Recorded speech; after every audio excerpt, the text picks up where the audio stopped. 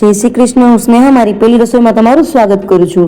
આજે આપણે બનાવશું શિવરાત્રી માટે સ્પેશિયલ શક્કરિયાની ચિપ્સ, જે ખૂબ જ ક્રિસ્પી બને છે. જો તમને રેસીપી પસંદ આવે તો વિડીયોને લાઇક શેર અને ચેનલને સબસ્ક્રાઈબ કરજો. ચિપ્સ માટે મેં અહીં 2 મોટા શક્કરિયા લીધા છે. પહેલા આપણે આના ઉપરનો પાર્ટ છે તેને કાઢી નાખવાનો છે. મેં આ શક્કરિયાને પહેલા જ સારી રીતે પાણીથી સાફ કરી લીધા છે, જેથી આના ઉપર જે માટી હોય તે સારી રીતે નીકળી જાય અને શક્કરિયા સાફ થઈ જાય. આપણને ખબર જ છે કે શક્કરિયામાં બહુ જ સારા વિટામિન્સ હોય છે, વિટામિન A, C, E. તો આપણા શક્કરિયા તો ખાઈએ જ છે, પણ આપણે તેના ઉપરની જે છાલ છે તે કાઢી નાખીએ છીએ. પણ આ છાલમાં એન્ટીઓક્સિડન્ટ હોય છે, તે પણ આપણા શરીર માટે ખૂબ જ ઉપયોગી છે. તો આજે આપણે આ છાલ સહિત જ આને બનાવશું. તો આપણે આમાં છાલ કાઢવાની જરૂર નથી.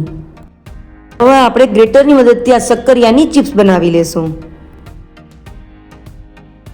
હવે આ ગ્રેટરમાં જે પ્લેન પાર્ટ છે ત્યાંથી આપણે ચિપ્સ ખમણવાની છે.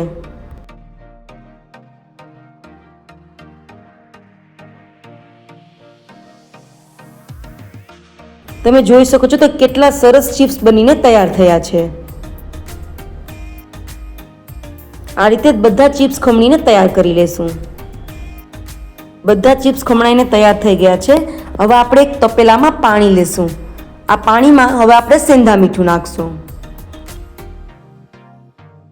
હવે આપણે જે ખમણીને ચિપ્સ તૈયાર કરી છે તેમાં નાખી દેશું.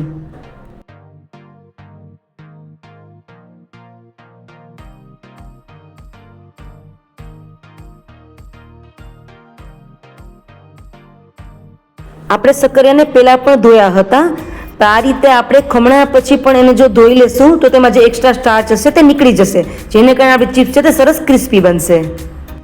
હવે આ શક્કરિયાનું પાણી છે તે વ્હાઈટ થઈ ગયું છે અને સ્ટાર્ચ નીકળી ગયો છે.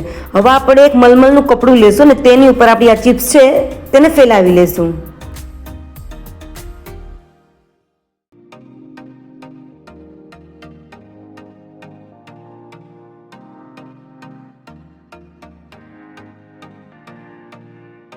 આ ચિપ્સને આપણે 15 મિનિટ માટે આ રીતે જ રહેવા દેશું, જેથી વધારાનું જે પાણી છે તે ઓબ્ઝર્વ થઈ જાય.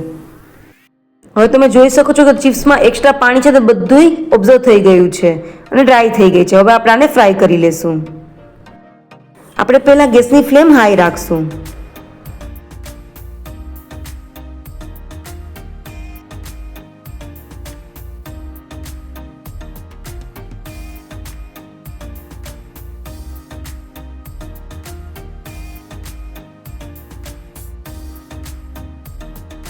હવે આપણે ગેસની ફ્લેમ મીડિયમ કરી નાખશું અને આ રીતે જ મીડિયમ ફ્લેમ ઉપર આને ફ્રાય કરશું.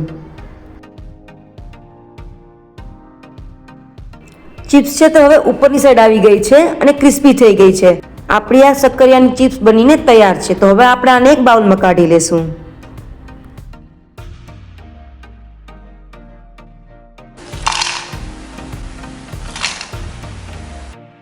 ઉપર થોડું સેંધા મીઠું નાખશું, થોડો લાલ મરચાંનો પાવડર નાખી દેશું. હવે આપણે આને સારી રીતે મિક્સ કરી લેશું.